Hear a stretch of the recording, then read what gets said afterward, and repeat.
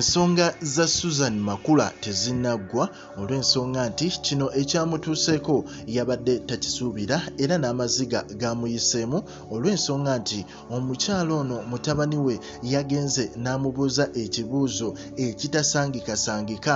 Yagenze n'amubuuza nti yabadde ku ssomero eyo era mu kubeera ku ssomero n'abuuza maama we nti maama wange weetunda.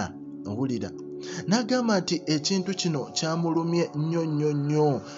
Omukyala ono n'awulira nga n'amaziga gamuyitamu, n'agamba nti ebintu bingi nnyo ebizze bimuluma, naye ate ye nga omukyala omugumu bazze bamuvuma nga teri kimuluma era nga bangi boogera ebigambo okuggyako ebimu ku bisinga omuluma okusinziira ku ye kwe kuba nti omuntu avuddeyo n'ayogera ku Pastor Bugingo, naye ate kino kyamukubye wala ne kimujja n'amaziga mu maaso.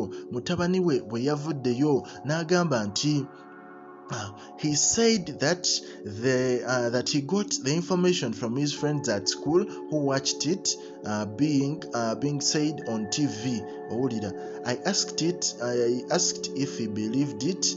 Owulira, ensonga zino omukyala ono agamba nti mutabani we yabadde ku ssomero era nga abaana banne bazannya nabo ne bagamba nti maama wo malaaya olw'ensonga nti tusiiba tubiraba ku TV bamuyita ki? Bamuyita malaaya. Omukyala ono ne kimulumira ddala. Omukyala ono n'abuuza mutabani we nti ensonga zino ozikkiriza oba gwe okikkiriza nti ndi malaaya oba nedda? Mutabani we n'agamba nti nedda, ekyo ekintu tokiri. Ekintu kino omukulu Susan Makula n'agamba nti kyamulumye nnyo. N'agamba nti yeewuunya media houses ez'enjawulo okuvaayo ne zitandika oyisa amawulire bwe gati ku mpewo zaabwe, okwonoona amannya gaabwe n'okumakinga sure nti ate bino ebintu tebabisensaringa abaana abato okubiraba. N'agamba ekintu kino kikyamuli ku mutima olw'ensonga nti kiba kirabika bubi nnyo omwana wo gwe weezaalidde okubuuza ekibuuzo ekinene ng'ekyo. Naye ate ffenna tukimanyi nti